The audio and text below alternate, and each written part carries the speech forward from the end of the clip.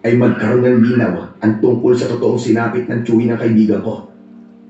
Dahil alam namin, yun din na magpapatahimik sa kanyang kaluluwa. Bahala kayo kung yan ang gusto nyo. At hindi kayo makikinig sa akin. Basta, sinabi ko na sa inyo ang gusto kong sabihin. At nagmamalasakit lang ako para din sa inyong kaligtasan. Kaya sana huwag nang matigas ang ulo nyo. At huwag nyo nang pakialaman ng bagay na tapos na. Wari hindi nagustuhan ni Kapitan Panopio ang ibig naming mangyari. Tila nainis pa siya dahil mapilit kami sa aming planong gawin. Hindi na rin niya pinansin at kinalimutan ang paghingi ng tulong ni Vanessa. Ramdam namin na tila yabot na umalis ang kapitan. May pagkasuplado pala si kapitan. Nag-walk out Ano nangyari dun?